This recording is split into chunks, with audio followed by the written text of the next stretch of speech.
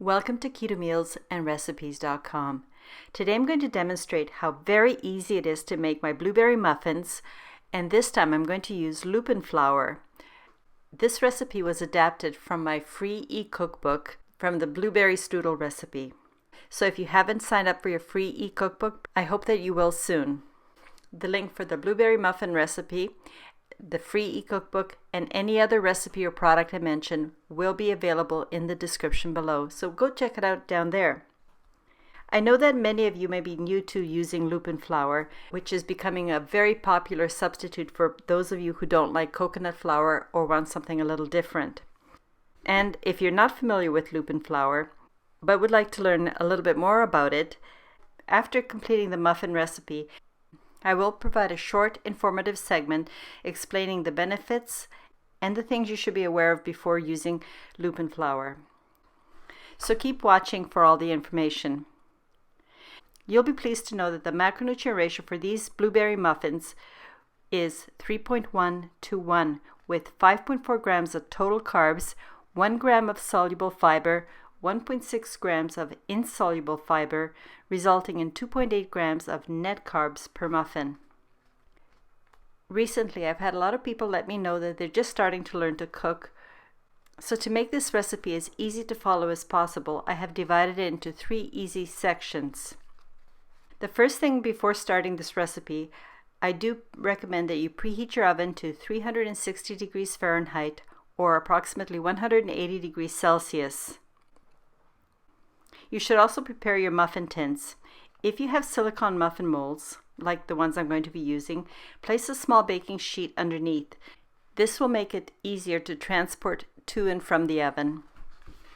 However, if using a metal muffin mold, you can do one of 2 things. You should prepare it by either greasing the inside of each of the muffin cavities and dust the inside with either almond or Lupin flour or coconut flour, and then flip your tray over. Give it a light tap to loosen any of the extra flour. Or alternatively, you could just use cupcake liners. Once you've prepped your muffin tins, set it aside. Now for step 1. Place a fine mesh sieve over a large mixing bowl. Put all the dry ingredients into the sieve.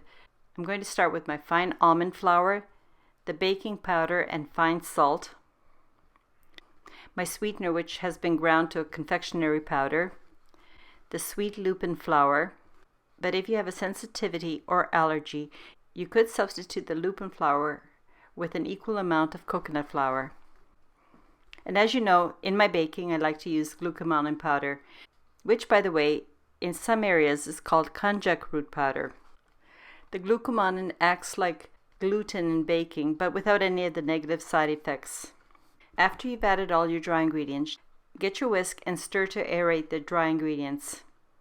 Because almond flour is a bit wet and clumpy, this will break it up nicely and make for a nicer texture to your muffins. After all the dry ingredients have been sifted, give everything a stir and make a little well in the center of the bowl. Then just set your bowl aside for a moment. Now for step 2. In a separate mixing bowl, add your eggs and whisk very well for about 30 to 60 seconds. You want the eggs to be just slightly frothy. The whisking of the eggs will add a bit of air to them, which will make it easier to combine all the rest of the ingredients. Now pour in half of your almond milk and the melted butter. Add the lemon juice and also the lemon zest. This time you should whisk until everything is completely well integrated and you have a nice homogeneous mixture.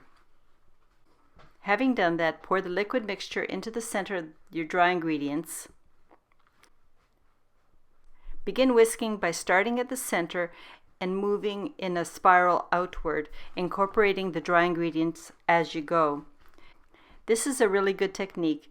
Doing it this way will create a smooth and lump-free batter. And when all the dry and wet ingredients are mixed together, set this bowl aside for a moment. And now we're going to do step 3. You can use fresh blueberries for this recipe, but I prefer to use frozen wild blueberries for my muffins. So the first thing I do is I pat dry the frozen blueberries, then put the dry blueberries into a small bowl and sprinkle about 24 grams or 2 tablespoons of powdered sweetener over the blueberries and toss well to make sure that all the blueberries are coated with the powdered sweetener. And before adding the blueberries, get your bowl of batter and pour in the remaining half of your almond milk. And give it a really good whisk. Adding the extra almond milk at this point will loosen the batter and make it much easier to work with. Then sprinkle about half of the coated blueberries into the batter and fold to combine. When you're folding, do so gently and scoop from the bottom towards the top. Having done that, after incorporating the first batch of blueberries, add the remaining blueberries and fold to combine. I really want to emphasize that it's really important that you scoop from the bottom of the batter towards the top each time you add the blueberries. Otherwise, you might end up with batter that has no blueberries in it. Now it's time to scoop out the batter and transfer it into the muffin tins. Scoop out the batter as evenly as you can, dividing the batter equally into 12. Also try to ensure that the blueberries are well distributed between each of the 12 muffins. Then place your muffin tray in the middle position of your preheated oven and set your timer to bake for 30 minutes. When your timer goes off, test to see if your muffins are done, and you do this by inserting a toothpick into the center of one of the muffins, and if it comes out clean, your muffins are done. If it's a little wet, add another 5 minutes and let them bake, but no longer than 5 minutes. Then remove the muffins from the oven and let them cool in the muffin tray for about 10 minutes. Then carefully remove your muffins and transfer them onto a wire cooling rack. You may want to use an offset spatula to carefully loosen the muffins. Leave your muffins on the cooling rack to rest and until they're completely at room temperature. Then you have the hard part to do. Serve and enjoy. Now here's a bit of extra information. The best way I have found to store my muffins is in a basket which I have lined with a tea towel. And then take the corners of the tea towel to cover the muffins. You can leave them on the counter for a couple days. However, if your room is hot or humid, it would be a good idea to put this basket or container of muffins wrapped in the tea towel in your fridge. And in the fridge they can last for about 5 days. Another really great thing about these muffins is they can be frozen, but do store them in an airtight container or freezer bag. To thaw them, simply place them on your counter, or you can nuke them in the microwave.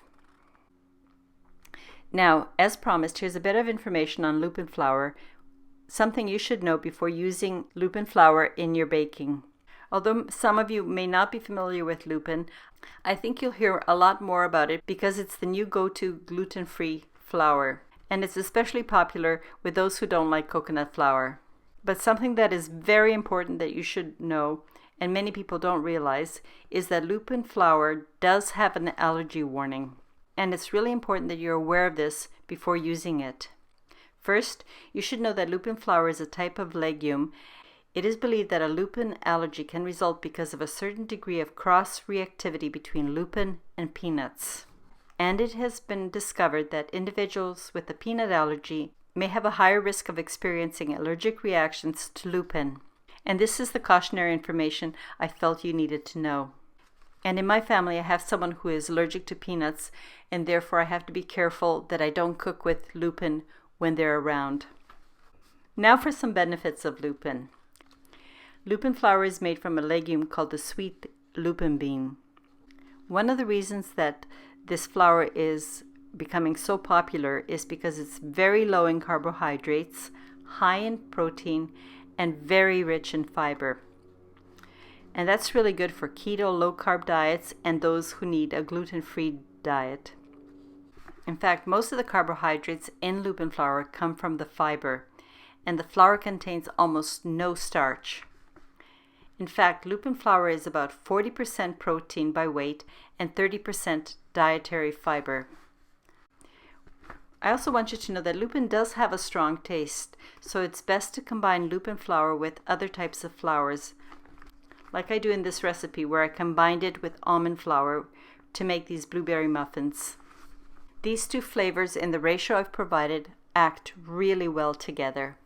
Alternatively, you can combine Lupin flour with some other flour substitutes like whole psyllium husk, coconut flour, and others. And it's really important in low-carb and keto baking that you do combine it if you want a really nice taste.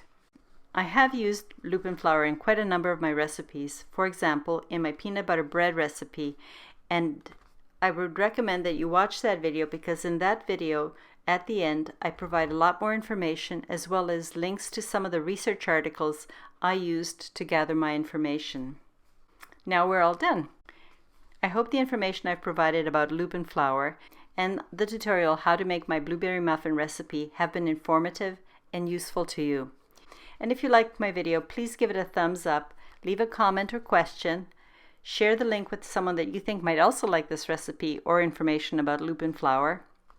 For those of you who have survived all the way to the end, thank you for watching my video. I hope you come back and check out my next video when it's posted. Have a wonderful day. Cheers!